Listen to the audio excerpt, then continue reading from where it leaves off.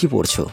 নাইম নিজের বইটা এগিয়ে দেওয়ার আগে বৃষ্টি 1 প্লেট চিকেন বিরিয়ানি লিখনের সামনে রেখে বলে, ও পড়তে থাকুক, তার আগে আপনি খাবারটা খেয়ে নেন। মুখের সামনে 1 প্লেট চিকেন বিরিয়ানি দেখে মুখ তুলে বৃষ্টির দিকে তাকায় লিখন। তা দেখে বৃষ্টি বলে, ক্লাস করে আসতেন, নিশ্চয়ই কিছু খাওয়া হয় নাই, আগে খেয়ে নেন, তারপর পড়া শুরু করি। আমার আজ পেট ভরা বৃষ্টি। এইটুকু খাবার আপনি খেতে পারবেন আমি জানি, তাছাড়া আম্মু বলে পুরুষ মানুষকে একটু বেশি খেতে হয়। আপনি খাওয়া শুরু করেন, আমি আপনার জন্য কোক নিয়ে আসছি। বৃষ্টি কোক আনতে ভিতরে চলে গেলে পাশ থেকে নাইম বলে, খান স্যার, আপু আপনাকে না খাওয়া ছাড়বে না। আপনি আলু পছন্দ করেন দেখে বিরিয়ানির সব আলু আপনার জন্যই তুলে রাখছে, আমাকেও বেশি দেয় নাই। নাইমের চুপসে যাওয়া মুখ দেখে হাসি পায় লিখনের, কিন্তু হাসে না সে। এটা সত্যি, এই বাসায় ভালো কিছু রান্না হলে বৃষ্টি তার জন্যে আলাদা করে রাখে। লিখন আর আপত্তি করে না, উঠে গিয়ে হাত ধুয়ে আসে। তাছাড়া সে ভালো করেই জানে তার আপত্তি বৃষ্টি শুনবে না, তাকে খাইয়েই ছাড়বে। এসব বিষয়ে বৃষ্টি ভালোই শাসন করে তাকে। তাই মেয়েটা কোক নিয়ে ফিরে আসার আগে হাত ধুয়ে খাবারে হাত দেয় সে। অফিস ছুটির পর নিচে নামতেই চিত্রলেখার জুতাটা আবার ছিঁড়ে যায়, কিন্তু এবার অন্য পায়েরটা ছিঁড়ে গেছে। আজকের দিনটাই যেন কোফাময়। সকালে আসার সময় 1 পায়ের জুতা ছিল, এখন আবার আর একটা। ছেঁড়া জুতা হাতে নিয়ে একবার ডানে বামে তাকায় সে, আশেপাশে মুচি আছে কিনা দেখতে, কিন্তু এখানে আশেপাশে কোনো মুচি দেখা যাচ্ছে না। তাকে অনেকখানি হেঁটে সামনে এগিয়ে যেতে হবে। সকালে আসার সময় যেখান থেকে জুতা সেলাই করেছিল সেখানে যেতে হবে। অফিস বিল্ডিং এর পার্কিং থেকে গাড়ি নিয়ে বেরিয়েছে রৌনক। চিত্রলেখাকে দাঁড়িয়ে থাকতে দেখে ড্রাইভারকে বলে গাড়ি থামাতে। জুতা হাতে চিত্রলেখাকে দাঁড়িয়ে থাকতে দেখে রৌনকের বুঝতে বাকি থাকে না ঘটনা কি হতে পারে। সে মনে মনে ভাবে এই মেয়েটা নিশ্চয়ই এখন মুচি খুঁজছে। রৌনক ড্রাইভারকে বলে, ওই মেয়েটাকে গিয়ে জিজ্ঞেস করো তো কোনো হেল্প লাগবে কিনা। ড্রাইভার বেরিয়ে যেতেই নেয়, তখনই বাইক নিয়ে পার্কিং থেকে বেরিয়ে আসে লাবিব। চিত্রলেখাকে দেখে তার সামনে বাইক দাঁড় করায় সে। তা দেখে রৌনক তার ড্রাইভারকে বাধা দিয়ে বলে, ইটস ওকে, যেতে হবে না, হয়তো হেল্প পেয়ে গেছে। চিত্রলেখাকে জুতা হাতে দাঁড়িয়ে থাকতে দেখে লাবিব জিজ্ঞেস করে, এনি প্রবলেম? হাতে থাকা ছেঁড়া জুতা দেখিয়ে চিত্রলেখা বলে, ছিঁড়ে গেল। কোথায় যাবে বলো, আমি নামিয়ে দেই। না না না, ইটস ওকে, আপনি যান, আমি ম্যানেজ করে নিব, আপনাকে কষ্ট দিতে চাই না। আমার কোনো কষ্ট হবে না, আমি তো আর তোমাকে কাঁধে উঠতে বলছি না, বাইকে ওঠো, নামিয়ে দিচ্ছি। তোমার বাসা তো রায়ের বাজার, তাই না? আপনার উল্টো পথ হয়ে যাবে, দেরিও হয়ে যাবে অনেক। একদিন দেরি হলে কিচ্ছু হবে না, তুমি ওঠো তো। চিত্রলেখা ইতস্তত করে। তা দেখে লাবিব জোর দিয়ে বলে, উঠতে বলছি চিত্রলেখা। আর আপত্তি করে না চিত্রলেখা। লাবিবের বাইকের পিছনে উঠে বসে। চিত্রলেখা উঠে বসতেই টান দেয় লাবিব। ওদের যাওয়ার দিকে তাকিয়ে থাকে রৌনক। সকালে যেখানটায় মুচির থেকে জুতা সারিয়েছিল সেই জায়গায় আসতেই চিত্রলেখা লাবিবকে বাইক থামাতে বলে। নেমে গিয়ে বলে, আমি জুতাটা সারিয়ে নিচ্ছি। আমি আছি, তুমি সারিয়ে আনো। তার প্রয়োজন নেই, আপনি চলে যান, আমার আসলে একটু কাজ আছে, দেরি হয়ে যাবে। Are you sure? জি। লাবিব আর কিছু বলে না, চলে যায়। চিত্রলেখা রাস্তা পার হয়ে অন্য পাশে চলে যায় জুতা সারাতে। বাসায় তার আরো 2 জোড়া জুতা আছে, তাই আপাতত সে জুতা কিনবে না। আপাতত সেলাই করে নিলে বাসায় পৌঁছতে পারলেই হলো। রৌনকের গাড়িটা স্কয়ার হাসপাতালের সামনে আসতেই জ্যামে আটকায়। যদিও এখানে কোনো সিগন্যাল নেই, অফিস ছুটির পরে এখানে জ্যাম হওয়াটা প্রতিদিনকার চিত্র। জ্যামে বসে থেকে গাড়ির উইন্ড দিয়ে ডানে তাকাতেই রাস্তার অন্য পাশে দেখতে পায় চিত্রলেখাকে। হেসে ফেলে রৌনক। তার ধারণা একদম ঠিক হয়েছে। চিত্রলেখা ছেঁড়া জুতা সেলাই করাচ্ছে। রৌনকের হাতে থাকা ট্যাপটা নামিয়ে রেখে সে গাড়ি থেকে বের হয়। তা দেখে ড্রাইভার জিজ্ঞেস করে, স্যার কিছু লাগবে? না, তুমি আশেপাশে কোথাও জায়গা দেখে গাড়ি পার্ক করো, আমার একটু কাজ আছে, হয়ে গেলে তোমায় ফোন করব। আর অপেক্ষা করে না রৌনক, রাস্তা পার হয়ে অন্য পাশে চলে যায়। যে পাশে চিত্রলেখা আছে তাকে পাশ কেটে এগিয়ে গিয়ে একটা সুপার শপে ঢোকে সে। সুপার শপ থেকে বের হতেই রৌনক দেখে চিত্রলেখা ওখানে নেই। ডান দিকে তাকালেই দেখে চিত্রলেখা হেঁটে যাচ্ছে সামনের দিকে। রৌনক তার পিছনে হাঁটা ধরে। মোড় পর্যন্ত এসে হিসাব মতো চিত্রলেখার ডানে চলে যাওয়ার কথা, কিন্তু সে বামে চলে যায় রাস্তা পার হয়ে। ধানমন্ডি লেকের দিকে হাঁটা ধরে সে। তা দেখে রৌনকও সেই দিকেই হাঁটতে থাকে। চিত্রলেখার থেকে দূরত্ব বজায় রেখে হাঁটতে হাঁটতে দিঘি পর্যন্ত চলে এসেছে। বেখেয়ালে হাঁটছে চিত্রলেখা। নিন্দনীয়ার কোনো কিছুই যেন এখন তার মন মস্তিষ্কে নেই। সে হেঁটে চলেছে আপন মনে। হাঁটতে হাঁটতে বেখেয়ালে পড়ে যেতে নেয়, কিন্তু পড়ে যাওয়ার আগেই দ্রুত কদমে বাড়িয়ে এগিয়ে এসে ওর একটা হাত ধরে টান দিতেই রৌনকের মুখোমুখি এসে দাঁড়ায় চিত্রলেখা। ভয়ে কলিজা কামড়ে ওঠে তার। পড়ে যাবে ভেবে যতটুকু ভয় পেয়েছিল তার চাইতে বেশি ভয় পেয়েছে এই মুহূর্তে এভাবে রৌনককে দেখে। স্বাভাবিক ভঙ্গিতে রৌনক বলে, একটু দেখে হাঁটতে হয়, এক্ষুনি তো পড়ে যাচ্ছিলে। এখনো রৌনক চিত্রলেখার একটা হাত ধরে রেখেছে। রৌনককে দেখে চিত্রলেখা কয়েক মুহূর্ত তার মুখের দিকে তাকিয়ে থাকে, তারপর চোখ নামিয়ে তার ধরে রাখা হাতের দিকে তাকায়। অবাক সুরে বলে, আপনি এখানে? রৌনক জবাব না দিয়ে চিত্রলেখার হাত ছেড়ে দিয়ে তার হাতে থাকা শপিং ব্যাগটা এগিয়ে দিয়ে বলে, এটা রাখো, কি?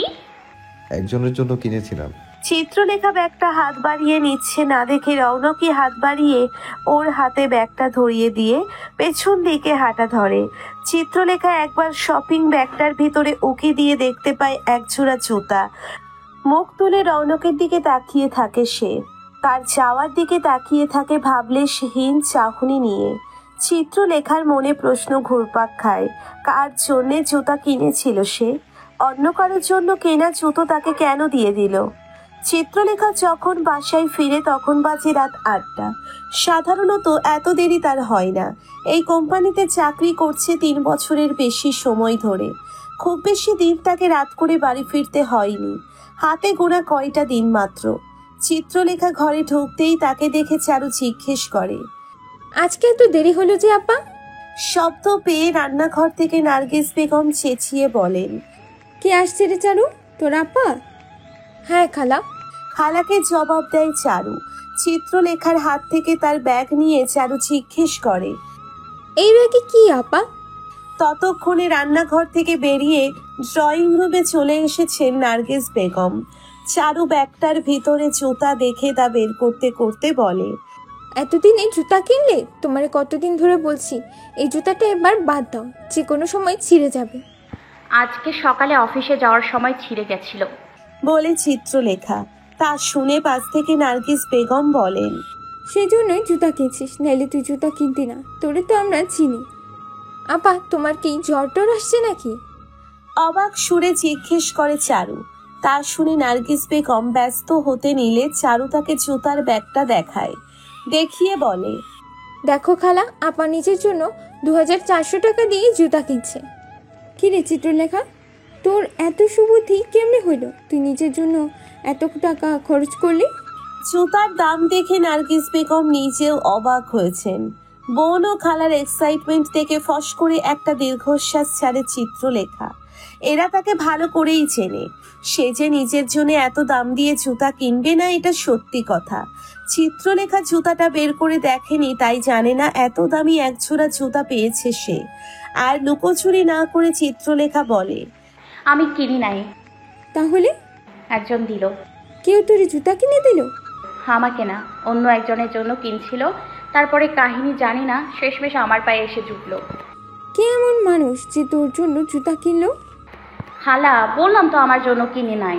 নার্গিস বেগম আর কিছু বলার আগে চারু বলে, আবার তোমার জন্য না কিনলেও সাইজটা কিন্তু একদম পারফেক্ট হয়েছে, তোমার পায়ের সাইজ। জবাবে আর কিছু বলে না চিত্রলেখা, বরং বলে, তোর বেশি পছন্দ হইলে তুই রেখে দে, আমার আরো জুতা আছে, আমি ওখান থেকে একজোড়া নামাই নিব। পছন্দ তো হয়েছে, তবে আমার সাইজে হবে না আপা। তোমার পায়ের মতো তো আর আমার পা লম্বা না। তো কি হয়েছে, রেখে দিবি। যখন পায়ে হবে তখন পরবি। তোমার মাথা খারাপ আপা, 2 বছর রেখে দিব? রেখে দিবি তো কি হয়েছে? কোনো দরকার নেই, তোমাকে দিয়েছে তুমিই পড়বে, রেখে দেওয়ার কোনো প্রয়োজন নেই। কেউ ভালোবেসে কিছু দিলে সেটা ভালোবেসে গ্রহণ করতে হয়, বুঝলে আপা? ফ্যালফ্যালে দৃষ্টি নিয়ে তাকিয়ে থাকে চিত্রলেখা। মনে মনে কেবল ভাবে ভালোবাসা, কিন্তু মুখে কিছু বলে না। নার্গিস বেগম বলেন, অনেক হয়েছে, তোদের জুতা পায়ে চাল, এখন যা ফ্রেশ হয়ে আয়, কিছু খাবি। চিত্রলেখা উঠতে উঠতে বলে, তুমি রান্নাঘরে কি করছিলে খালা? ভাত বসাইলাম রাতের জন্য। আমার আজকে আসতে অনেক দেরি হয়ে গেল। তুমি আর রান্নাঘরে যাও না, আমি ফ্রেশ হয়ে রান্না চাপাচ্ছি। তোরে অনেক ক্লান্ত লাগছে, আজকে না হয় থাক, আমি রান্নাটা সারি। দরকার নেই খালা, আমি পারবো। আর কারো কোনো কথা না শুনে নিজের ঘরে চলে যায় চিত্রলেখা। নার্গিস বেগম রান্নাঘরে চলে যান। সবকিছু এগিয়ে দিলে মেয়েটার জন্য সহজ হবে। হাজার ক্লান্ত লাগলেও সেটা মুখে প্রকাশ করবে না সে। রৌনক বাসায় ফিরে সরাসরি নিজের ঘরে চলে যায়। যদিও আজ তার জলদি বাসায় ফেরার ইচ্ছে ছিল না, কিন্তু বাইরে থাকার মতো কোনো কাজও আপাতত তার হাতে ছিল না। নিজের ঘরে ঢুকতেই রৌনক দেখে সাবা তার ঘরেই বসে আছে। সাবাকে দেখে রৌনক নিজের কোটটা খুলতে খুলতে জিজ্ঞেস করে, তুমি এখানে? আজ আন্টি আমাদের ডিনারের জন্য ইনভাইট করেছে, জানো না? শুনেছি, তবে আমার প্রশ্ন এটা ছিল না। রৌনকের দিকে এগিয়ে আসতে আসতে সাবা ন্যাকামির সুরে জিজ্ঞেস করে, কি ছিল যেন তোমার প্রশ্নটা? আমি জিজ্ঞেস করেছি তুমি এখানে আমার রুমে কেন? তোমার রুমে কি আসতে মানা নাকি? হুম। আমার অ্যাবসেন্সে আমার ঘরে আসাটা পছন্দ করি না। সবাই আর আমি তো এক নই রৌনক। তুমি জানো আজ আন্টি কেন আমাদের ডিনারে ইনভাইট করেছে? জানলে নিশ্চয়ই এমন কথা বলতে না। সবাই আর তোমার মধ্যে বিশাল আলাদা কিছু নেই সাবা। সবাই যেমন মানুষ, তুমিও মানুষ। আর ডিনারে যেহেতু আমার মা ইনভাইট করেছে, তুমি বেটার তার ঘরে গিয়েই বসো না হয়। আমি এখন ফ্রেশ হব। I need some privacy. You may leave now. Rounak আর দাঁড়ায় না, বাথরুমের দিকে চলে যায়। পেছনে দাঁড়িয়ে সাবা নিজে নিজেই বলে, তুমি যতই আমার থেকে পালিয়ে বেড়ানোর চেষ্টা করো না কেন, এতে বিশেষ লাভ হবে না রৌনক। ঘুরে ফিরে তোমায় আমার কাছেই ফিরতে হবে। এই সাবা তোমায় ছেড়ে কোথাও যাবে না, কোথাও না। সাবা আর দাঁড়িয়ে না থেকে রৌনকের ঘর থেকে বেরিয়ে যায়। দিলারা জামান কিচেনে এসে দেখে নেন সব আয়োজন ঠিক মতো হচ্ছে কিনা। কিচেনের আয়োজন দেখে বড় বউ তানিয়ার ঘরের দিকে যান তিনি। তানিয়ার ঘরে এসে দেখে সে ল্যাপটপে মুখ গুজে বসে আছে। তা দেখে দিলারা জামান বলেন, তুমি এখনো তৈরি হওনি? শাশুড়িকে দেখে ল্যাপটপটা নামিয়ে রেখে তানিয়া বলে, একটু কাজ ছিল মা, এটা শেষ করে তারপর তৈরি হব। কাজ সব সময় হবে, এখন জলদি তৈরি হয়ে একটু কিচেনে যাও। আমরা খেয়াল না রাখলে তো কিছুই ঠিকঠাক মতো হবে না। জাহানার খালা কোথায়? কিচেনেই আছে। তাহলে আপনি আর কিসের চিন্তা করছেন? সব হয়ে যাবে সময় মতো, ডোন্ট ওয়ারি। চিন্তা কি আর এমনি এমনি করি? আজ এত গুরুত্বপূর্ণ একটা দিন, অথচ কারো কোনো হেলদোল নেই। রনকটা মাত্র বাসায় ফিরল। রনক ফিরেছে? মাত্রই ফিরল। তাও ভালো ফিরেছে, আমি তো ভেবেছিলাম আজ হয়তো বাসায় ফিরবে না। ওকে একটু বোঝাও প্লিজ, এবার ওকে বিয়ে করতেই হবে। ওর আপত্তি আর শুনবো না আমি। তানিয়া নির্বাক হয়ে তাকিয়ে থাকে। তা দেখে দিলারা জামান তাকে তাগাদা দিয়ে বলে, আর বসে থেকো না, তৈরি হয়ে নিচে আসো। সাবা অলরেডি চলে আসছে, ওনারাও যে কোনো সময় চলে আসবে। আপনি নিচে যান, আমি আসছি। তানিয়াকে জলদি করার তাগাদা দিয়ে প্রস্থান করেন দিলারা জামান। শাশুড়ি প্রস্থান করতেই তানিয়া বলে, সবই ঠিক আছে, কিন্তু এমন গায়ে পড়া স্বভাবের মেয়েকে রনক বিয়ে করবে বলে আমার মনে হয় না। আর চিন্তায় মগ্ন না হয়ে তানিয়া ল্যাপটপ বন্ধ করে চেঞ্জ করতে চলে যায়। মেহমান আসার আগে সে উপস্থিত না থাকলে পরে আবার তার শাশুড়ি গাল ফুলিয়ে বসে থাকবে। সাবার বাবা মা চলে এসেছে অনেকক্ষণ, কিন্তু এখনো রৌনক নিচে নামেনি। সবাই যখন ড্রয়িং রুমে আড্ডায় মশগুল, তখনই তৈরি হয়ে উপর থেকে নিচে আসে রৌনক। শাওয়ার নিয়ে কাপড় বদলে নিয়েছে সে। সারা দিনের ফর্মাল কাপড় বদলে প্যান্টের সাথে হাফ হাতার টি শার্ট পরেছে। চুলগুলো ব্যাক ব্রাশ করে জেল দিয়ে সেট করে নিয়েছে। ডান হাতে রোলেক্সের দামি ঘড়ি।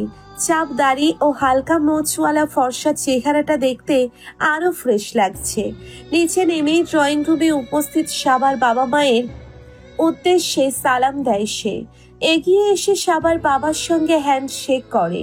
দিলারা জামান তাকে বসতে বললে রৌনক বলে, সময় নেই মা, আমি বসবো না। সময় নেই মানে? কোথাও যাচ্ছিস নাকি? বাইরে যাচ্ছি একটু, সাদমানের সাথে প্ল্যান আছে। বাসায় মেহমান ডেকে তুই বাইরে যাচ্ছিস? তোমার গেস্ট, তুমি অ্যাটেন্ড করো। আমার আগে থেকে প্ল্যান ছিল, ক্যান্সেল করতে পারবো না। ওনারা তোরা সবার জন্য এসেছে রৌনক, আমি ইনভাইট করেছি ওনাদের। আর ভনিতা না করে রৌনক সরাসরি সাবার বাবা আশরাফ আহমেদকে বলে, সরি আঙ্কেল, আমাকে বের হতে হবে। মা, আপনাদের কেন ডেকেছে আমি বলতে পারছি না। ক্যাজুয়াল ডিনার হলে ওকে ফাইন, বাট যদি আমার আর সাবার বিয়ের বিষয়ে হয়ে থাকে তাহলে আই এম রিয়েলি সরি। আমি বিয়ে করার বিষয়ে আপাতত কিছু ভাবছি না। বলতে পারেন এক্ষুনি বিয়ে করার কোনো প্ল্যান নেই আমার। আমি আসছি, আমার ফ্রেন্ড ওয়েট করছে। দিলারা জামানকে অবাক করে দিয়ে বেরিয়ে যায় রৌনক। পিছনের আগে পারেন না ভাঙচুর শুরু করেন তিনি। মেহমানের উপস্থিতিতে আপাতত নিজেকে সামলে নেন। রৌনক বেরিয়ে যেতেই আশরাফ আহমেদ বলেন। বসা থেকে উঠে দাঁড়িয়ে আশরাফ আহমেদ আরো বলেন, আমি বলি কি ভাবি, আমরা কথাবার্তা বলার আগে আপনি রৌনকের সাথে ভালো মতো কথা বলুন। ও কি চায় সেটা জানার চেষ্টা করুন। আমরা জোর করে দেওয়ার চাইতে দেরিতে হোক, তবু যারা বিয়ে করবে তাদের ইচ্ছাই হোক, সেটা বরং বেশি ভালো হয়।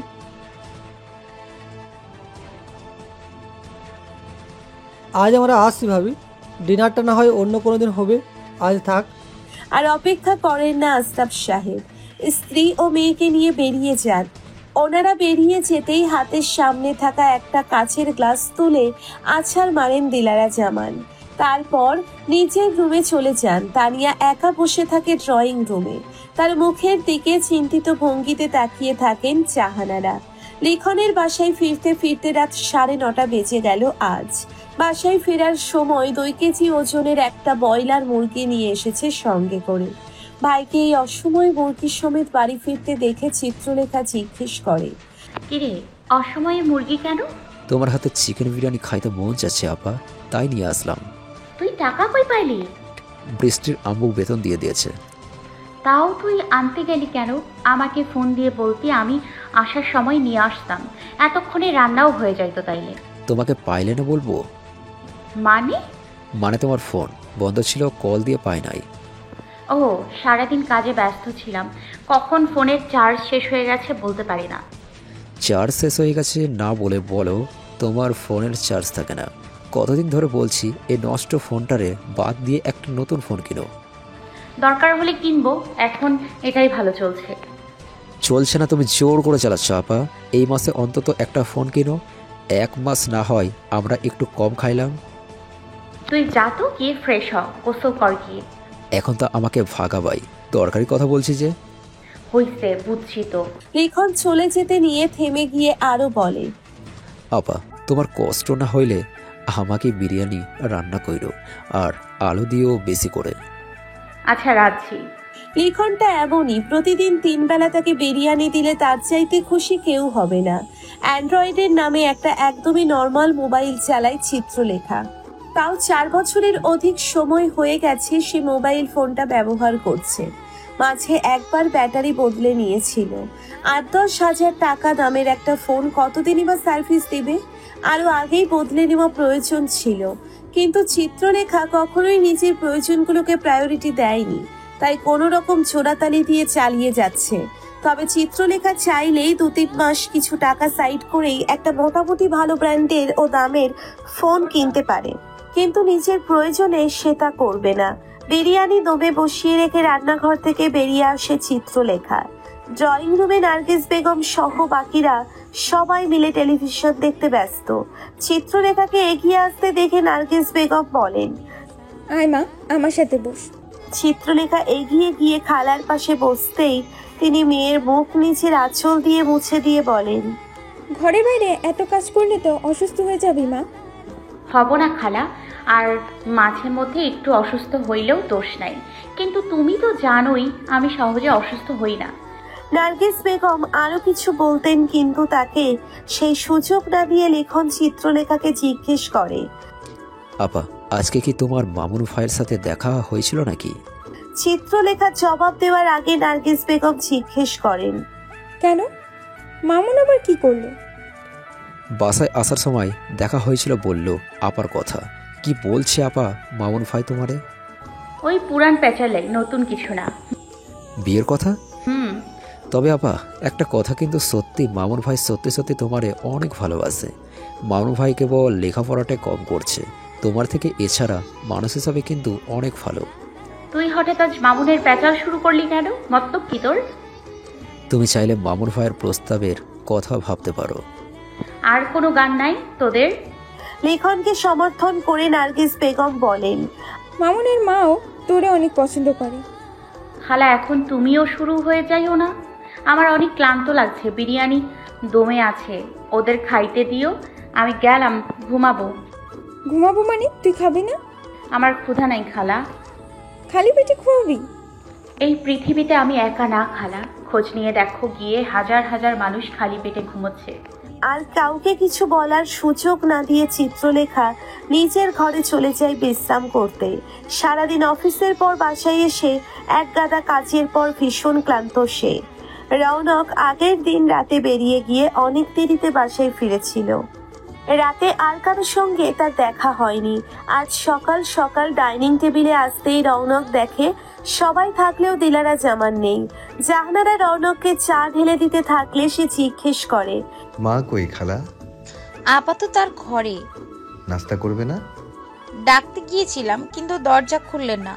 রাতে তুমি চলে যাওয়ার পরে নিজের ঘরে গিয়ে দরজা আটকে বসেছেন, এখনো বের হয়ে আসেনি।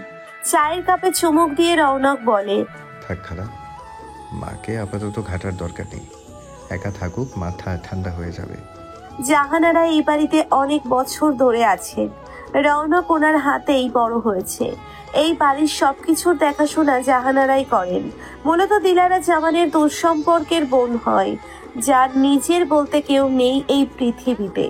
অল্প বয়সে স্বামী মারা যাওয়ার পর আর বিয়ে করেননি, কোনো সন্তানও নেই।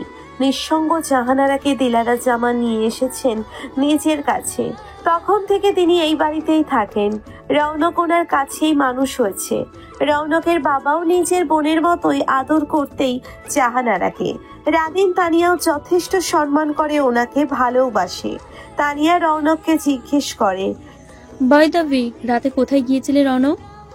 বলেই তো গিয়েছিলাম ভাবি, ফ্রেন্ডের সাথে প্ল্যান ছিল। আগে তো শুনিনি। সাবা আর ওর বাবা মাকে দেখে সাডেনলি প্ল্যান হয়ে গেল। এই বিষয়ে আর কথা বাড়াই না রৌনক। প্রয়োজনের বাইরে কথা বলতে সে এমনিও পছন্দ করেন না। নাস্তা শেষ করে বাচ্চাদের নিয়ে বেরিয়ে পড়ে। প্রতিদিনের মতো আজও সময় মতো অফিসে চলে এসেছে চিত্রলেখা। ডেস্কে বসে নিজের প্রায় বন্ধ হয়ে যাই করতে থাকা ফোনটা চার্জে লাগাতে ব্যস্ত হয়। তখনই অফিসে প্রবেশ করে রৌনক। নিজের কেবিনে প্রবেশ করতে নিয়ে এক মুহূর্তের জন্য থমকে দাঁড়ায় সে। পেছন ঘুরে তাকায় চিত্রলেখার দিকে। ডেস্কের নিচের দিকে তাকাতেই দেখতে পায় তার দেওয়া জুতাটাই আজ চিত্রলেখার পায়ে। তা দেখে রৌনকের চোয়াল জুড়ে সূক্ষ্ম একটা হাসি ফুটল যেন। চিত্রলেখা তখনও রৌনককে দেখতে পায়নি, পেছনে ফিরেছিল বলে দেখতে পায়নি। মোবাইল চার্জে লাগিয়ে পেছন ঘুরতেই সে দেখতে পায় রৌনক দাঁড়িয়ে আছে তার কেবিনের দরজার ঠিক সামনে। আচমকা রৌনককে দেখে চেয়ার ছেড়ে উঠে দাঁড়ায় সে। সালাম দিয়ে বলে, আজ লাবিব সাহেবের আসতে দেরি হবে। জানি। এক মুহূর্ত চুপ থেকে রৌনক আরো বলে, একটু পরে একটা মিটিং আছে আমার, এক কাপ চা খেয়ে বের হব। লাবিবের আসতে দেরি হবে, তাই তুমি চলো আমার সঙ্গে। আমি? হ্যাঁ তুমি। Any problem? না, মানে আসলে আমার গেট আপ মিটিংয়ে যাওয়ার মতো কিনা তাই। রৌনক দু কদম এগিয়ে এসে একবার চিত্রলেখাকে আপাতমস্তক দেখে নিয়ে বলে, ঠিকই তো আছে। আসলে ইউ আর লুকিং ফাইন। এক কাপ চা প্লিজ, তারপর বের হব আমরা। মাথা ঝাঁকায় চিত্রলেখা, আর কিছু বলে না। রৌনকও আর না দাঁড়িয়ে নিচের কেবিনে চলে যায়। চিত্রলেখা আর একবার নিজেকে দেখে নেয়। তার পরনে আহামরি কিছু নয়, প্রতিদিন যেমন সাধারণ পরিধানে আসে আজও তাই। হাতের কাজ করা 3 পিস পরনে। বেশি চিন্তা ভাবনা না করে এগিয়ে গিয়ে চা বানায় রৌনকের জন্য। 10টার দিকে ওরা বেরিয়ে পড়ে মিটিং এর জন্য। লিফটের কাছে আসতেই চিত্রলেখা বলে, আপনি লিফটে চলে যান, আমি সিঁড়ি দিয়ে আসছি। কেন? না মানে এমনি। তুমি লিফট রেখে সিঁড়ি দিয়ে নামবে, তাও 9 তলা থেকে? মাথা ঝাঁকায় চিত্রলেখা। সমস্যা কোথায়? কোনো সমস্যা নেই। অবশ্য সমস্যা আছে, স্বাভাবিক মানুষ এমনটা করবে বলে আমার মনে হয় না। না মানে আসলে। চিত্রলেখা নিজের কথা শেষ করতে পারে না, তখনই নিচ থেকে লিফট চলে এসেছে।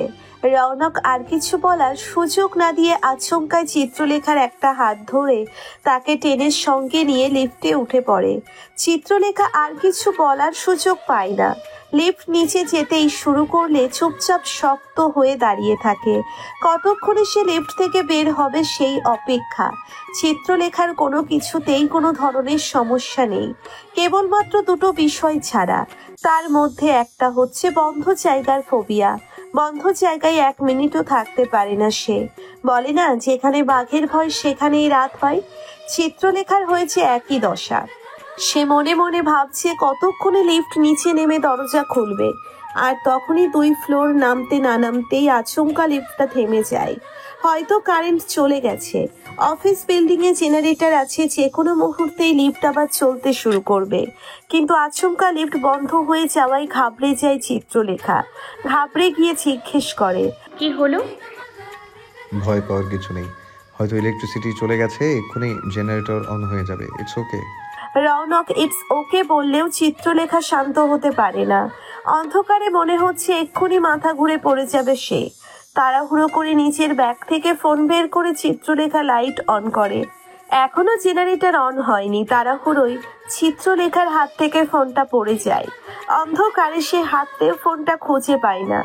রৌনক নিচের ফোন বের করে লাইন চালাতেই দেখতে পায় চিত্রলেখা নিচে বসে তার ফোন খুঁজছে, কিন্তু ফোনটার অলরেডি ব্যাক সাইড খুলে ব্যাটারি বেরিয়ে গেছে। সে লাগানোর চেষ্টা করলে রৌনক বলে, আমাকে দাও, আমি লাগিয়ে দিচ্ছি। চিত্রলেখা উঠে দাঁড়ালে রৌনক তার দিকে লাইট দিতেই খেয়াল করে এরই মধ্যে চিত্রলেখা ঘেমে গেছে অনেকখানি, এমনকি সে খানিকটা কাঁপছেও। চিত্রলেখার এমন অবস্থা দেখে ব্যস্ত কণ্ঠে রৌনক জিজ্ঞেস করে, আর ইউ অলরাইট? এখনো লাইট আসছে না কেন? কাউকে বলবেন লিফটটা খুলতে। রৌনক টের পায় চিত্রলেখার নিঃশ্বাস নিতে হয়তো কষ্ট হচ্ছে, তাই জিজ্ঞেস করে, তুমি ঠিক আছো তো? তোমার কি কোনো সমস্যা হচ্ছে? কাউকে বলুন প্লিজ দরজাটা খুলতে, আমি নিঃশ্বাস নিতে পারছি না। দরজা খুলতে বলুন প্লিজ, দরজাটা। চিত্রলেখা কথা শেষ করতে পারে না, তার আগেই পেছন দিকে ঢলে পড়তে নেয়, কিন্তু পড়ে যাওয়ার আগেই রৌনক তাকে ধরে ফেলে। চিত্রলেখার খুলে যাওয়া ফোনটা পকেটে রেখে তাকে এক হাতে জড়িয়ে ধরে। তখনই জেনারেটর অন হয়ে লিফট চলা শুরু করে। লিফটটা নিচে নামতেই রৌনক চিত্রলেখাকে পাজা কোলে তুলে নেয়। লিফট এসে পার্কিং এ থেমেছে।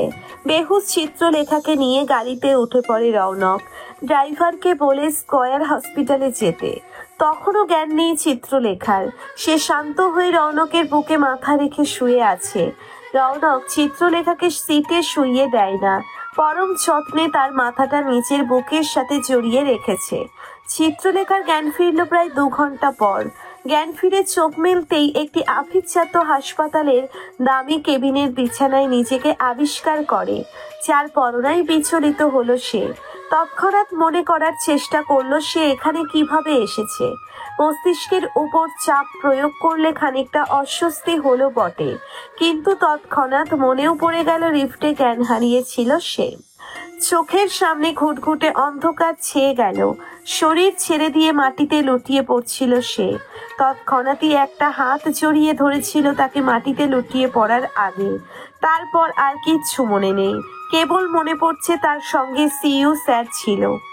কেবিনের চারদিকে একবার চোখ বুলালো চিত্রলেখা, কিন্তু এখানে কোথাও মানুষটা নেই। তাহলে সে এখানে কিভাবে এলো? কে নিয়ে এলো তাকে?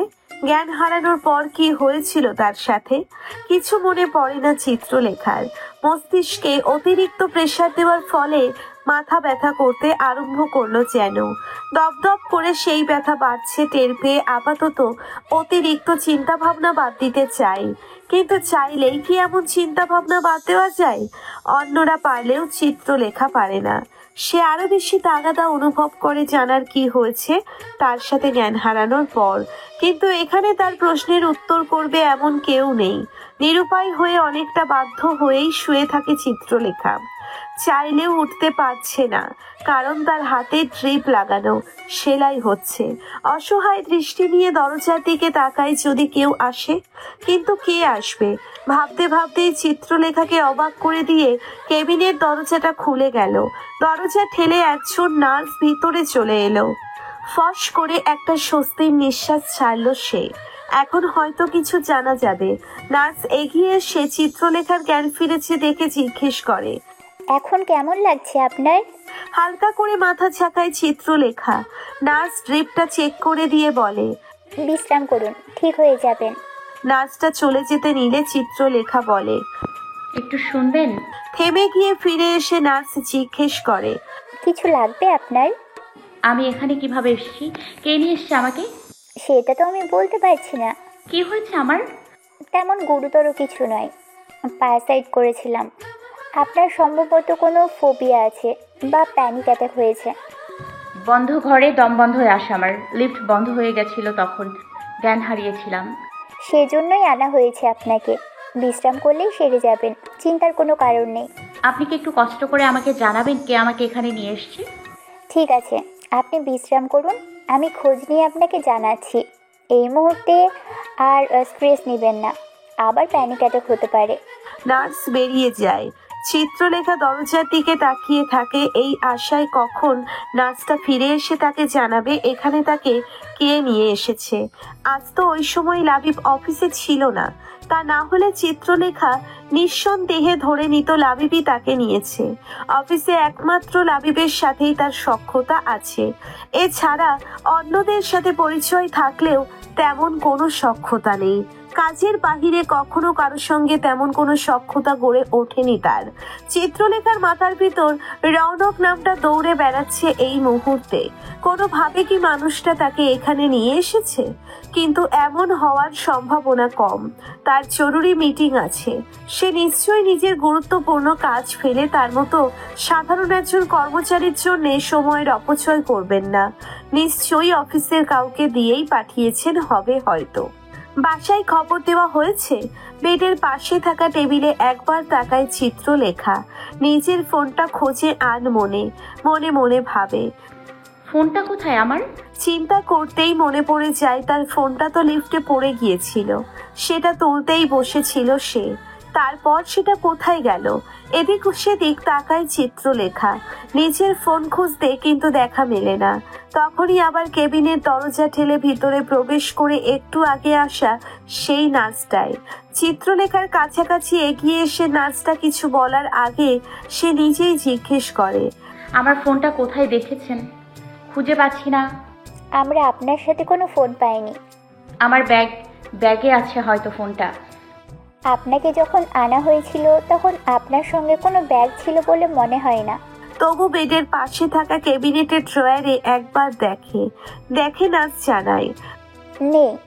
থাকলে এখানেই থাকতো। এখানে নেই মানে আপনার সঙ্গে ছিল না।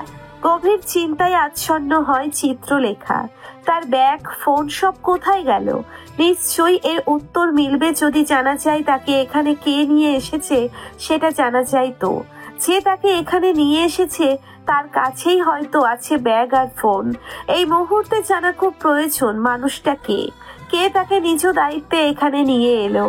অদ্ভুত এক ভুল ভাইয়াতে ডুবে আছে চিত্রলেখা। এর থেকে নিস্তার প্রয়োজন তার। মিস্টার জায়ান আপনাকে এখানে নিয়ে এসেছেন। পেপারসে আপনার গার্ডিয়ানের জায়গায় ওনার নামে লেখা দেখলাম।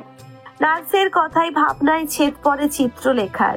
চোখ ঘুরিয়ে নার্সের মুখের দিকে তাকিয়ে অবাক হওয়া কণ্ঠে বলে, মিস্টার জামান। জি, রৌনক জামান আমার গার্ডিয়ান। জি, আপনার অ্যাডমিশন পেপারসে এমনটাই লেখা দেখলাম। কয়েক মুহূর্ত ভাবলেশহীন হয়ে তাকিয়ে থাকে চিত্রলেখা নার্সের মুখের দিকে। তা দেখে নার্সটা বলে, আপনি বিশ্রাম করুন। নার্সটা বেরিয়ে যাওয়ার উদ্যোগ নিলে চিত্রলেখা বলে, আমার তো এখন জ্ঞান ফিরে এসছে, আমি বাসায় যেতে চাই। আপনাকে ছেড়ে দেওয়া হবে, কিন্তু আগে আপনার গার্ডিয়ান আসুক, তারপর। আমার তো কোনো গার্ডিয়ান নেই, আমি নিজেই আমার গার্ডিয়ান। তাহলে যে আপনাকে এখানে ভর্তি করিয়েছে সে কি হয় আপনার? এক মুহূর্তে নার্সের মুখের দিকে তাকিয়ে থাকে চিত্রলেখা, ভাবলেশহীন সেই চাহনি। তারপর শান্ত সুরে বলে, কেউ না, কেউ হয় না উনি আমার। নার্সটা কি বুঝলো বা কি ভাবলো কে জানে। এগিয়ে এসে চিত্রলেখার মাথায় মৃদু হাত বুলিয়ে দিয়ে বলল, হাসপাতালের তো কিছু নিয়ম আছে, পেশেন্ট বললেই আমরা তাকে ছেড়ে দিতে পারি না।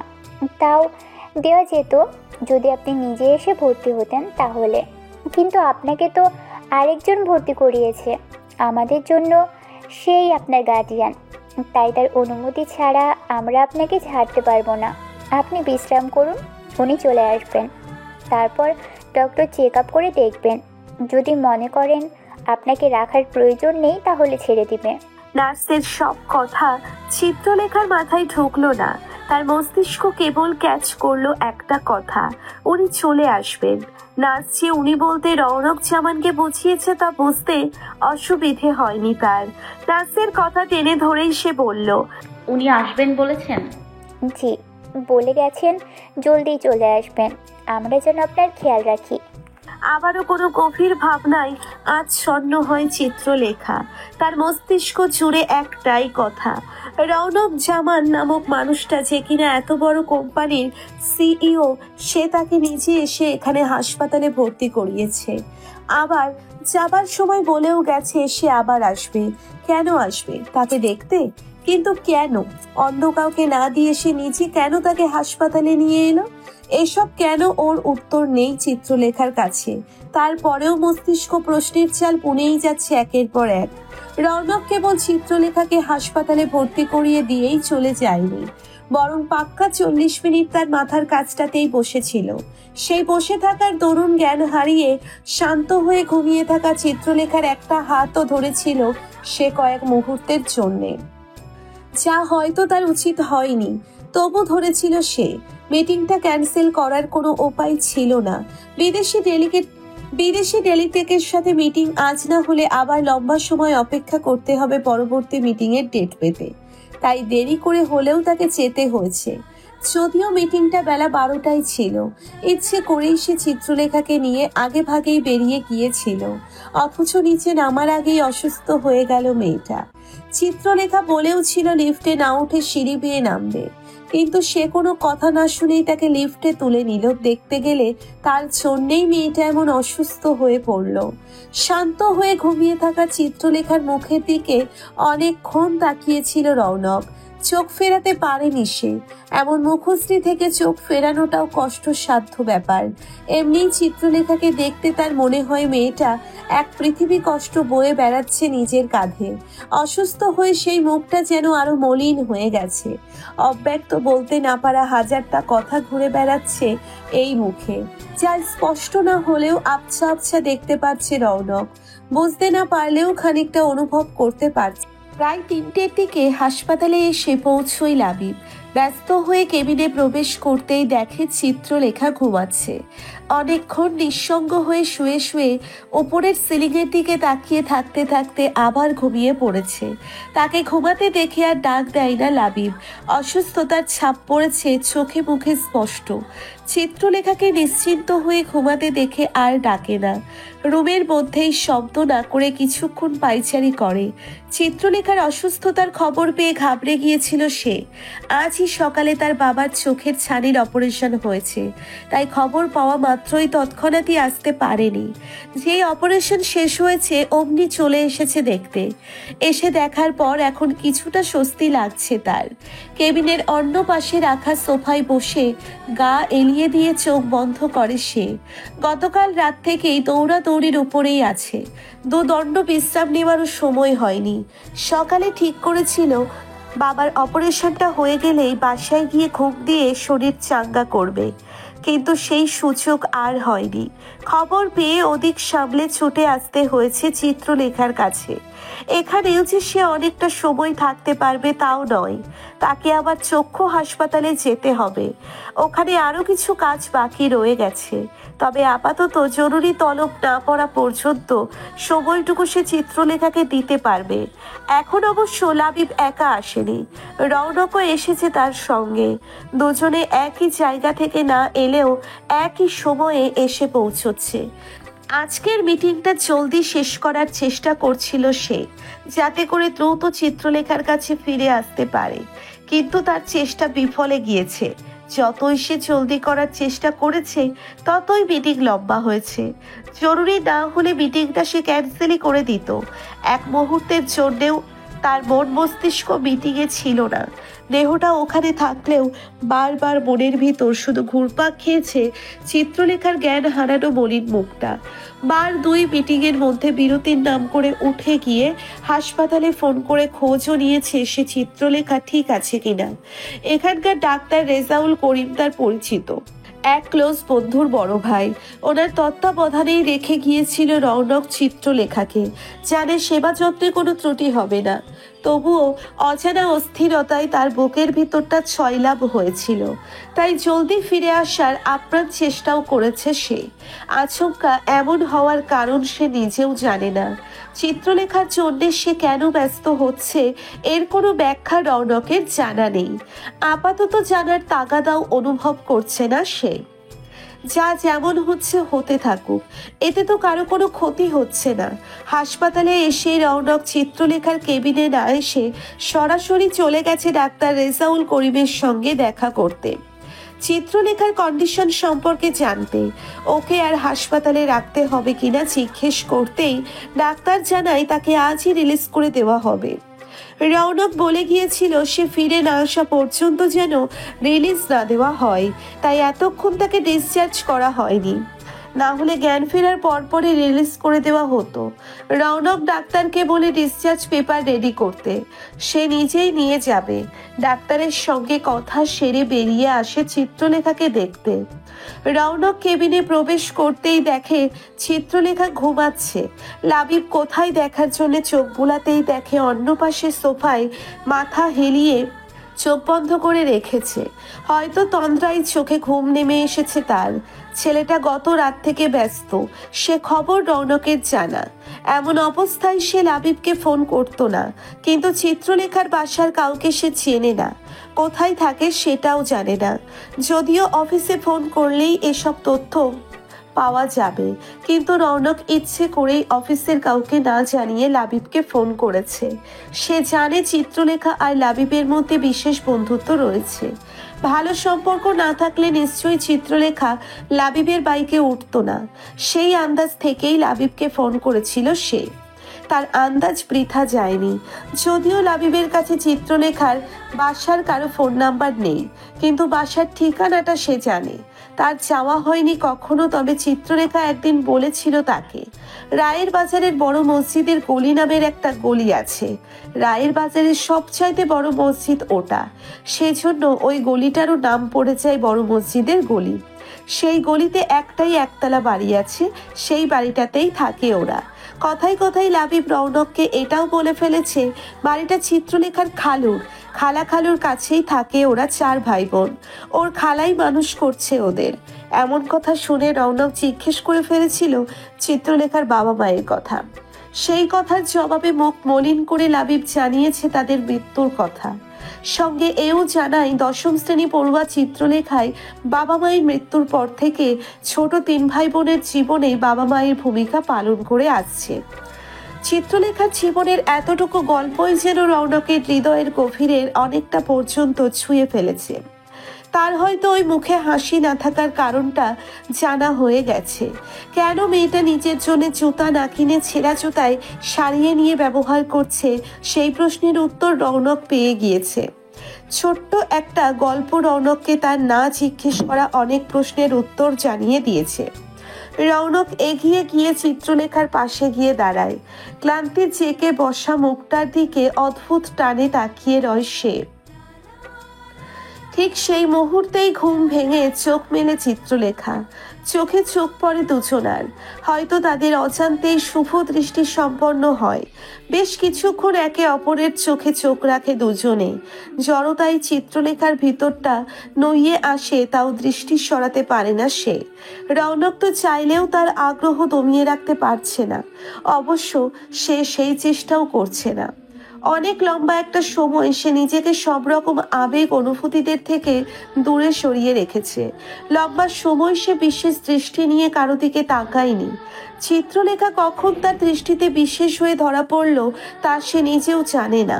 বেশ কিছুক্ষণ তাকিয়ে থাকার পর চিত্রলেখা উঠতে চেষ্টা করলে বাধা দিয়ে রৌনক বলে, উঠতে হবে না।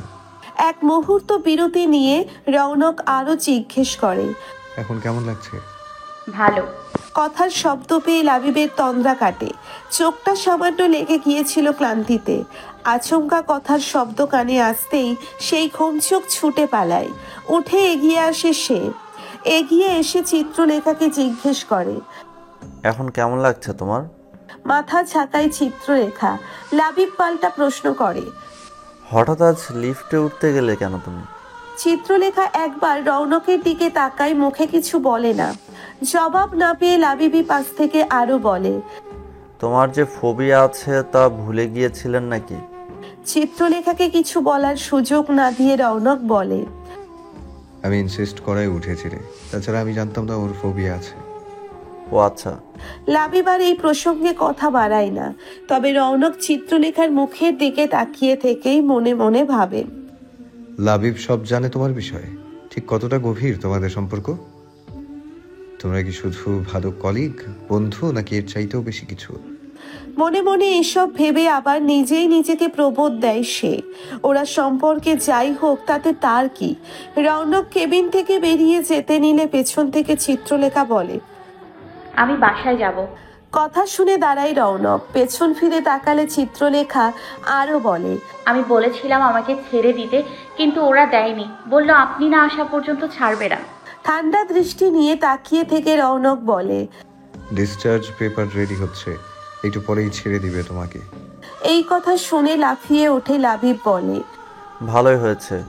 আমি তাহলে তোমার বাসায় দিয়ে আসবো না হয়। এই শরীর নিয়ে একা যাওয়া উচিত হবে না। চিত্রলেখা কিছু বলে না। এক মুহূর্ত সময় নিয়ে কিছু একটা চিন্তা করে রৌনক বলে, তুমি তো এমনিও ব্যস্ত, আমি না হয়।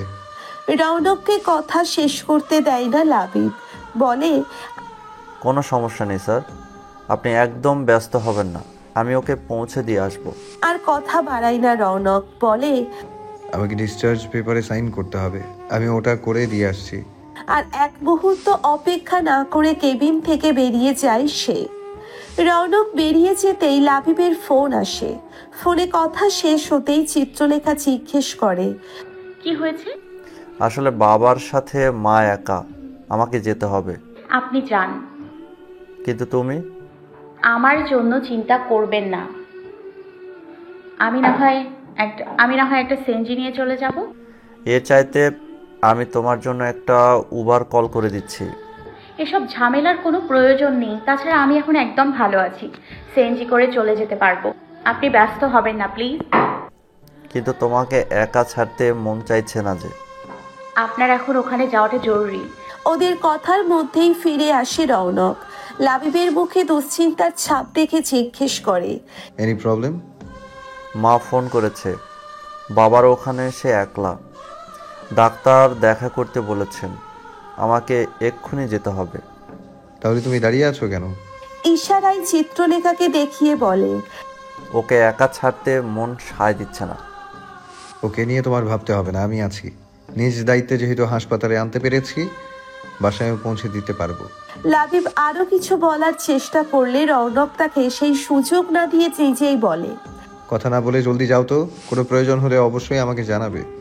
লাবিব আর অপেক্ষা করে না, ব্যস্ত কদম ফেলে বেরিয়ে যায়। বাবার ডাক্তারের সাথে কথা বলতে হবে তাকে। লাবিব চলে যেতেই চিত্রলেখা মুখ তুলে তাকায় রৌনকের দিকে। মুখ তুলতেই দেখে রৌনক তার দিকেই তাকিয়ে আছে। ইতস্তত বোধ করে সে। জড়তায় কথা বের হয় না গলা দিয়ে। রৌনক নিজেই বলে, ডিসচার্জ হয়ে গেছে, হাঁটতে পারবে নাকি কাউকে বলবো হুইল চেয়ার আনতে? তার প্রয়োজন নেই, আমি হাঁটতে পারবো। বেড ছেড়ে নামতে নিলেই মাথা হালকা ঝাঁকি দেয় চিত্রলেখার, ফলাফল টলে ওঠে সে। তৎক্ষণাৎ হাত বাড়িয়ে ধরে ফেলে রৌনক। আবার চোখে চোখ পড়ে দুজনার। নিজেকে সামলে নিয়ে সোজা হয়ে দাঁড়ায় চিত্রলেখা। রৌনকের হাত থেকে নিজের হাত সরিয়ে নেবার চেষ্টা করলে সে হাত ধরে রেখেই বলে, একা হাঁটতে কষ্ট হবে, আমার হাতটা ধরে হাঁটো, তাহলে আর পড়ে যাবে না। I will hold you tight. Chitralekha আপত্তি করতে চেয়েও আর আপত্তি করে না। লিফটের সামনে আসতেই রৌনক বলে, সিঁড়ি দিয়ে নামি না হয়? মাথা ঝাঁকায় চিত্রলেখা। সিঁড়ি ভেঙে নিচে নেমে রিসেপশন এরিয়া জুড়ে থাকা ওয়েটিং চেয়ারে চিত্রলেখাকে বসিয়ে দেয় রৌনক। বসিয়ে দিয়ে বলে, একটু বসো, আমি এক্ষুনি আসছি। আসছি বলে চিত্রলেখাকে বসিয়ে রেখে প্রথমে সে যায় হাসপাতালের ফার্মেসিতে।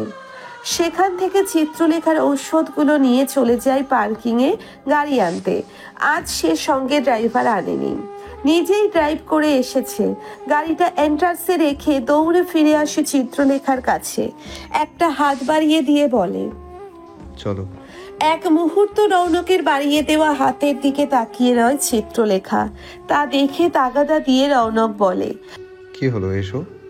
আর অপেক্ষা না করে রৌনকের বাড়িয়ে দেওয়া হাতটা ধরে উঠে দাঁড়িয়ে চিত্রলেখা বলে, আমি চলে যেতে পারবো, আপনাকে কষ্ট করতে হবে না। রৌনক কিছু বলে না, ঠান্ডা দৃষ্টি নিয়ে তাকাই কেবল। তারপর চিত্রলেখার হাত ধরে তাকে নিয়ে দ্রুত হেঁটে বেরিয়ে আসে।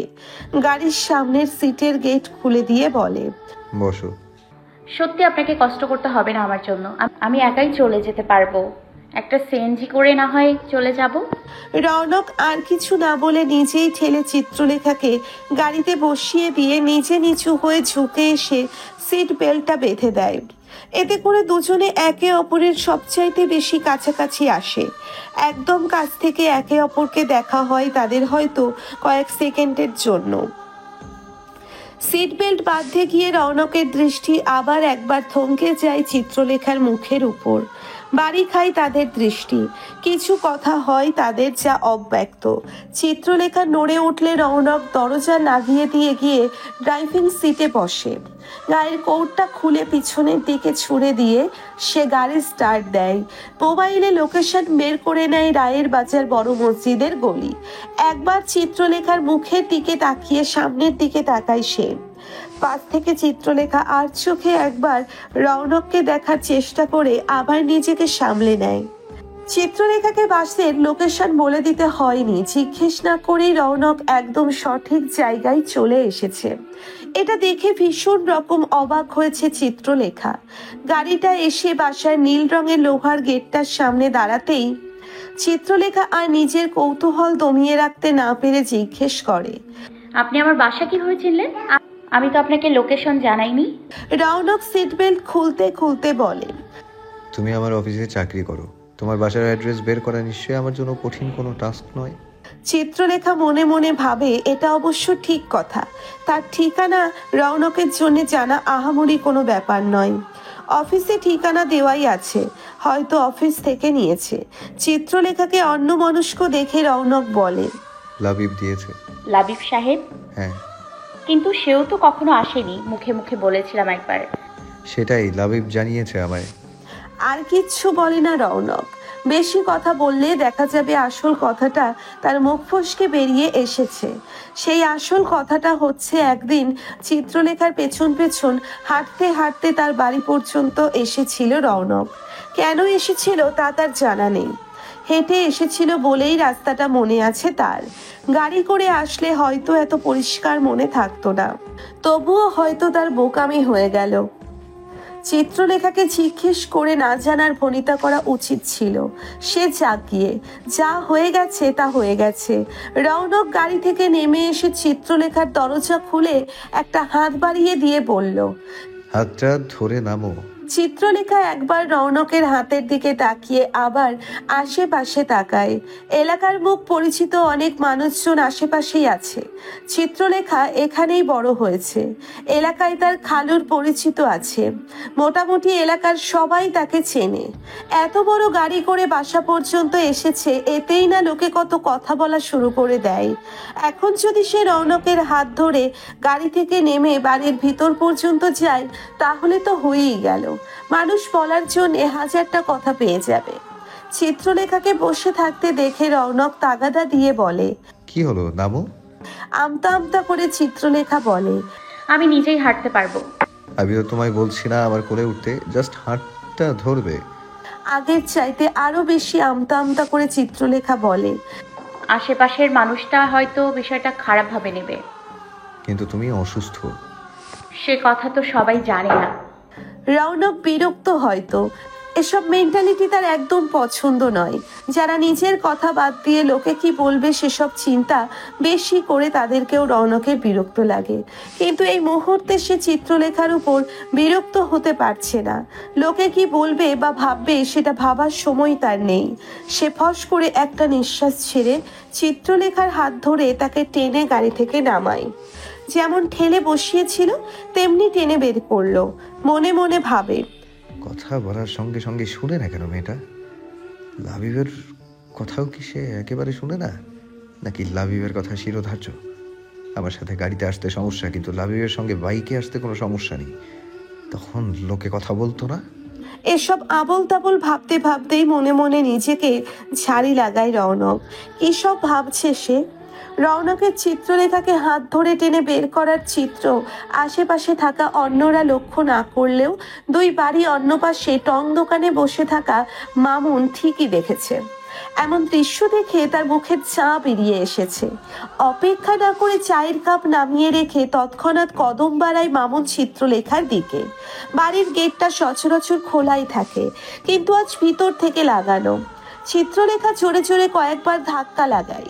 এই সময় খালা আর চারু বাসায় থাকে।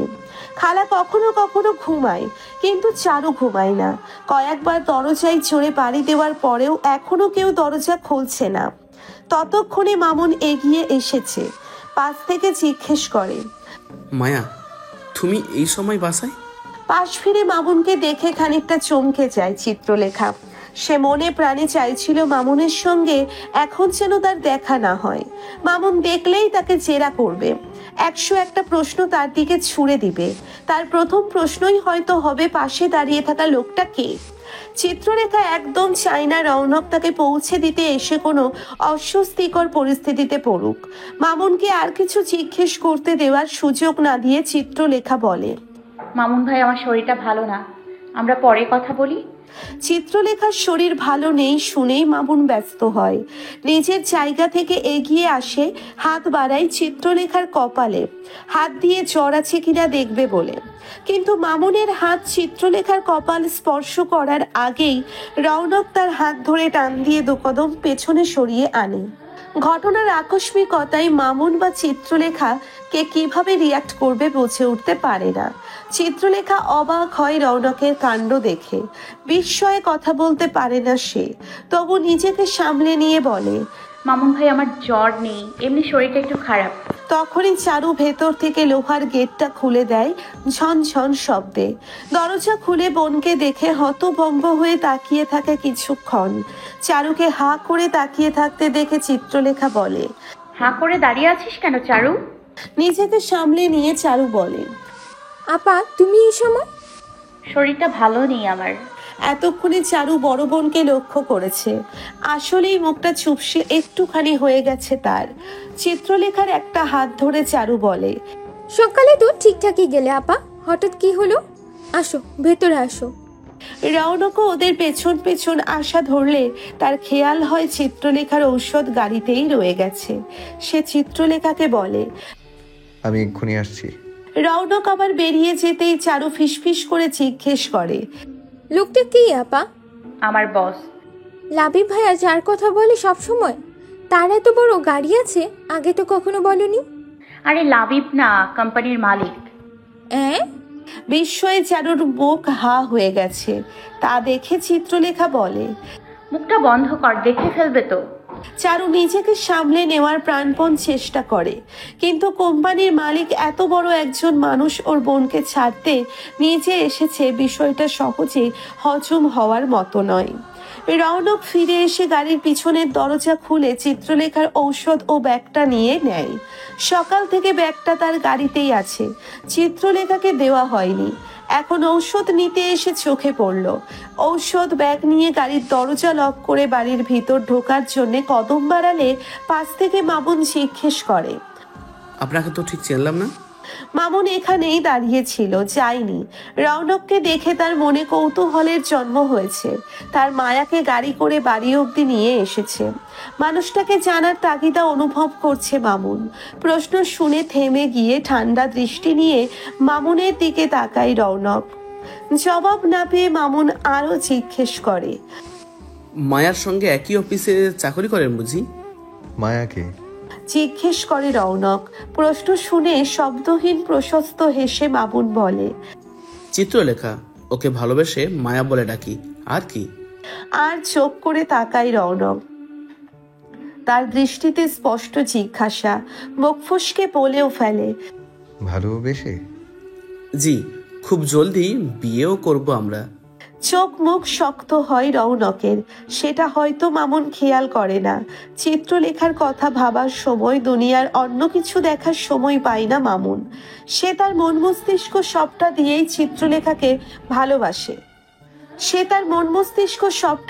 চিত্রলেখাকে ভালোবাসে। রৌনককে চুপ করে থাকতে দেখে মামুন আবার জিজ্ঞেস করে, তা বললেন না আপনারা একই অফিসে চাকরি করেন নাকি? সেটা আপনার না জানলেও চলবে বলে আর এক মুহূর্ত অপেক্ষা করে না রৌনক। দ্রুত কদম ফেলে বাড়ির ভিতর ঢুকে যায়। নীল রঙের বড় লোহার গেটটা দিয়ে ঢুকতেই উঠানের মতো অনেকটা জায়গা ফাঁকা পড়ে আছে। ডান পাশে 2 ভাগ করে বাগান করা। এক পাশে সবজি গাছ দেখা যাচ্ছে, আর এক পাশে ফুলের গাছ। বাম পাশে একতলা বাড়িটার শুরুতেই বারান্দা। ঢোকার মুখে হাতের ডান পাশে একটা চাপা কল বসানো। এই বাড়ির মানুষগুলোর জীবন যুদ্ধের গল্প যেন চোখ বোলালেই জানা যাচ্ছে। আশপাশটাই একবার চোখ বুলিয়ে নিয়ে ভিতরে চলে যায় রৌনক। চিত্রলেখা ড্রয়িং রুমেই বসে আছে। রৌনককে বিদায় দিয়ে নিজের ঘরে গিয়ে শোবে সে।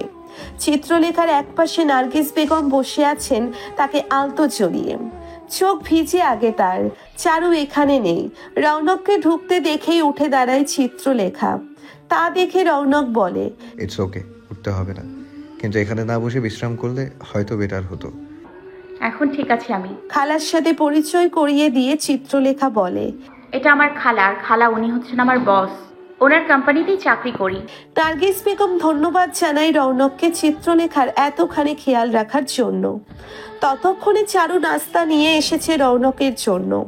বেরিয়ে পড়া উচিত চিন্তা করে বলে, আমি আসছি। বাধা দিয়ে চিত্রলেখা বলে, একটু কিছু মুখে দিন। রৌনক আপত্তি না করে ট্রেতে রাখা শরবতের গ্লাসটা তুলে সবটুকু একটানে খেয়ে নিলে তা দেখে চারু বলে, আপা সবসময় বলে একটানে পানি বা শরবত খেতে নেই, শয়তানের কাজ হচ্ছে একটানে খাওয়া। চারুর বাড়তি কথার বাতিক আছে। পাশ থেকে চিত্রলেখা ধমকের সুরে বলে, কি হচ্ছে কি চারু? ও মা আপা, তোমার থেকে যা শিখেছি তাই তো বললাম। চিত্রলেখাকে আর কিছু বলতে না দিয়ে রৌনক বলে, ইটস ওকে, আসলে আমার তাড়া আছে তো, তাই জলদি করে এক টানে খেলাম। এরপর থেকে খেয়াল রাখবো, পরের বার আর এক টানে খাবো না।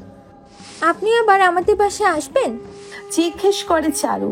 এমন কথায় চিত্রলেখা রৌনক দুজনেই অপ্রস্তুত হয়। পরিস্থিতি সামাল দিতে রৌনক হালকা করে মাথা ঝাঁকায়। তারপর হাতে থাকা ঔষধ ও ব্যাগ চিত্রলেখার দিকে বাড়িয়ে ধরে বলে, তোমার ওষুধ আর ব্যাগটা আমার গাড়িতেই ছিল। ব্যাগ দেখে চিত্রলেখা মনে মনে হাঁপ ছেড়ে বাঁচে। তার ব্যাগে 1500 টাকা ছিল। বেতন না পাওয়া অবধি তাকে এই টাকা দিয়েই চলতে হবে। সে ভেবেছিল ব্যাগের সাথে টাকাগুলোও গেছে।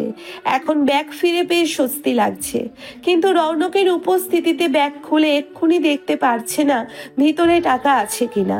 হতেই পারে হাত থেকে ব্যাগ পড়ে যাওয়ার সময় টাকাটা কোথাও পড়ে গেছে, কিন্তু রৌনক না যাওয়া পর্যন্ত চেক করার কোনো উপায় নেই। চিত্রলেখা তার হাত থেকে ব্যাগ ও ঔষধ নিলেই উঠে দাঁড়ায় রৌনক। বিদায় নিতে নিতে বলে, কাল পরশু তো এমনি অফিস বন্ধ, যদি মনে করো আরও বিশ্রাম প্রয়োজন তাহলে আমায় লাবিবকে জানিয়ে দিলেই হবে। একদম সুস্থ না হওয়া পর্যন্ত অফিসে আসার প্রয়োজন নেই। You take rest and take care of your self. আজ আসছি। চিত্রলেখা রৌনককে বিদায় দিতে বারান্দা পর্যন্ত এসেছে। নীল লোহার গেটটা দিয়ে বেরিয়ে যাওয়ার সময় একবার পেছন ফিরে তাকায় রৌনক। আজকের দিনের মতো শেষবার তাদের চোখাচোখি হয়। রৌনকের চোখে চোখ পড়তেই দৃষ্টি সরিয়ে নেয় চিত্রলেখা, আর অপেক্ষা না করে বেরিয়ে যায় রৌনক। গাড়িতে বসে স্টার্ট দেয়। অন্য পাশে টং দোকানের ছাউনির তলায় বসে রৌনকের যাওয়ার দিকে তাকিয়ে থাকে মামুন। এই ভিডিওটি যদি আপনাদের ভালো লাগে তাহলে অবশ্যই লাইক করবেন ও আপনাদের মূল্যবান মতামতটি কমেন্ট করে জানাবেন। আর এরকম ভালোবাসার ভিডিওগুলি দেখার জন্য আমাদের চ্যানেলটি সাবস্ক্রাইব করে আমাদের সাথেই থাকুন। ধন্যবাদ সবাইকে।